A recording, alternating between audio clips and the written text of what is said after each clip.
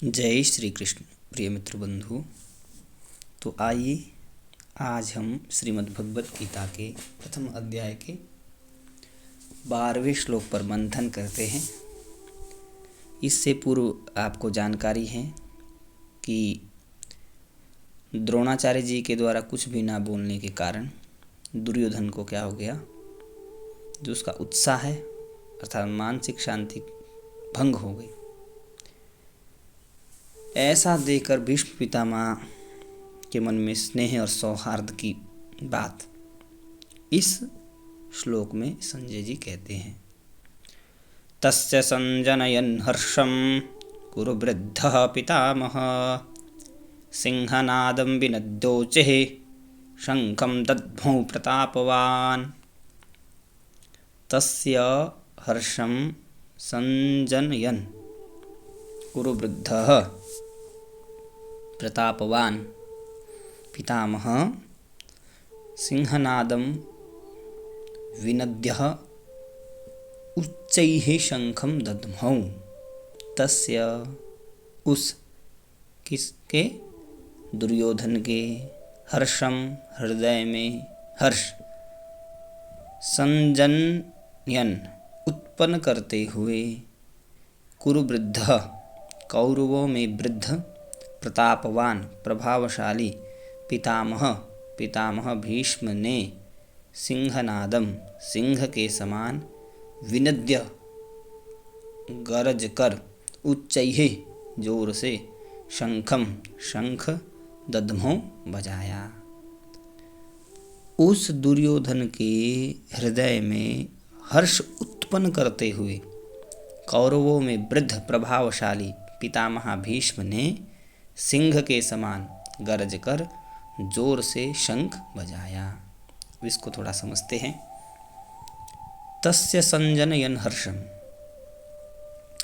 यद्यपि दुर्योधन के हृदय में हर्ष होना शंख ध्वनि का कार्य है और शंख ध्वनि का कारण है, ठीक है, लेकिन इसलिए यहाँ शंख ध्वनि का वर्णन पहले और हर्ष होने का वर्णन पीछे होना चाहिए था, क्योंकि जो प्रसन्न हुआ है दुर्योधन वो तो शंख ध्वनि से ही हुआ है।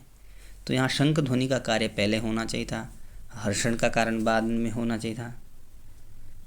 यहाँ शंख बजाते हुए दुर्योधन को हर्षित किया ऐसा लिखा होना चाहिए था, लेकिन ऐसा कहा जाना चाहिए था, लिखा होना चाहिए, परंतु ऐसा यहाँ ना कहकर यही कहा है कि दुर्योधन को हर्षित करते हुए भीष्म जी ने शंख बजाया।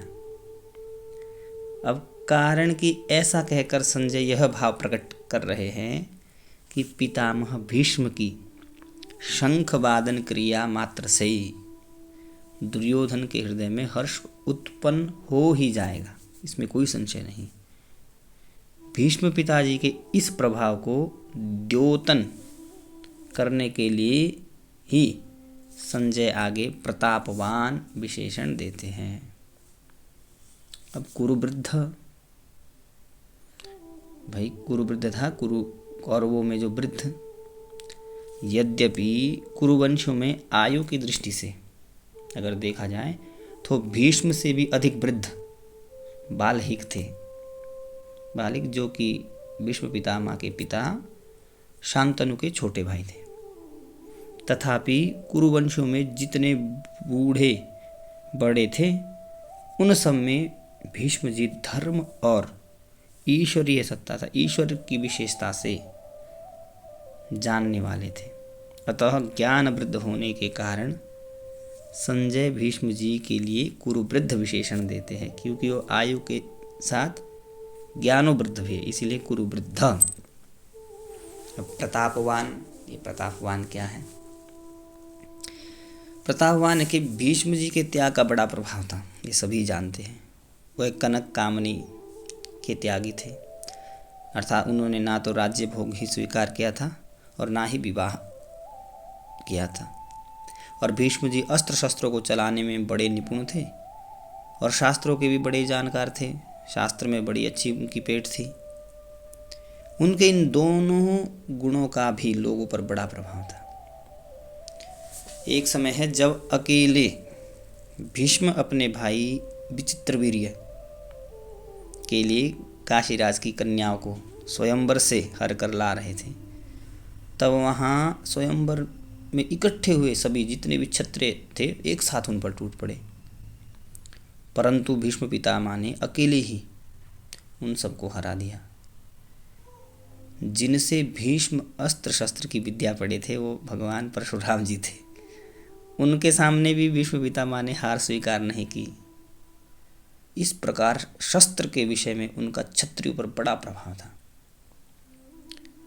और दूसरा, ये तो शस्त्र विद्या में, और धर्मात्मा देखिए, जब भीष्म जी शरशैया पर सोए थे तब भगवान श्री कृष्ण ने धर्मराज युधिष्ठिर से कहा कि आपको अगर धर्म के विषय में कोई भी शंका हो तो भीष्म जी से पूछ ले, क्योंकि शास्त्र ज्ञान का सूर्य अस्ताचल की ओर जा रहा है। अर्थात भीष्म जी इस लोक से जा रहे हैं। इस प्रकार शस्त्र के विषय में उनका दूसरा बड़ा प्रभाव था। नहीं तो कृष्ण जी क्यों कहते धर्मराज को कि भाई तुम इनसे कुछ ज्ञान ले लीजिए धर्म का, वो तो स्वयं ही धर्मराज थे। लेकिन नहीं, धर्म में बहुत पीठ थी भीष्म पितामह की। अब ये पितामह, इस पद का आशय यह मालूम देता है कि दुर्योधन के द्वारा चालाकी से कही गई बातों का द्रोणाचार्य जी ने कोई उत्तर नहीं दिया, एकदम मौन है। जितनी भी बातें कही अभी तक द्रोणाचार्य जी ने कुछ बोला ही नहीं, एकदम मौन है। उन्होंने यही समझा कि दुर्योधन चालाकी से मेरे को ठगना चाहता है, इसलिए वे चुप ही रहे। परंतु पितामह अर्थात जो दादा, पितामह होने के नाते भीष्म जी को दुर्योधन की चालाकी में उनका बचपना ही दिखता है। अतः पितामह भीष्म द्रोणाचार्य के समान चुप न रहकर वात्सल्य भाव के कारण, क्योंकि पितामह है तो वात्सल्य भाव के कारण दुर्योधन को हर्षित करते हुए शंख बजाते हैं। सिंहनादम विनद्योचेहि शंखम दद्मौ, जैसे सिंह की गर्जना करने पर बड़े बड़े हाथी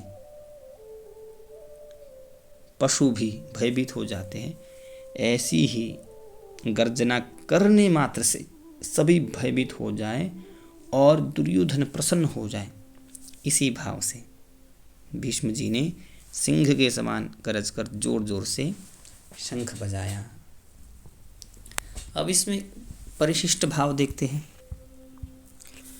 दुर्योधन के साथ द्रोणाचार्य का विद्या संबंध था, गुरु शिष्य का संबंध था, और भीष्म जी का जन्म का अर्थात कौटुंबिक संबंध था। यहाँ विद्या का संबंध, जहाँ विद्या का संबंध, विद्या और कौटुंबिक संबंध में देखिए कितना फर्क है। जहाँ विद्या का संबंध होता है वहाँ पक्षपात नहीं होता, पर जहाँ कौटुंबिक संबंध होता है, परिवार का संबंध होता है, वहाँ स्नेहवश पक्षपात हो ही जाता है। अतः दुर्योधन के द्वारा चालाकी से कहे गए वचन सुनकर द्रोणाचार्य जी चुप रहे, जिससे दुर्योधन का क्या हो गया, मानसिक उत्साह भंग हो गया। परंतु दुर्योधन को उदास देकर कौटुंबिक स्नेह के कारण भीष्म जी ने शंख बजाते हैं कि स्नेहवश भीष्म जी क्या करते हैं, शंख का नाद करते हैं। अब इसमें संबंध क्या होगा, तो पितामह भीष्म के द्वारा शंख बजाने का परिणाम क्या हुआ, इसको संजय जी आगे के श्लोक में कहेंगे। जय श्री कृष्ण।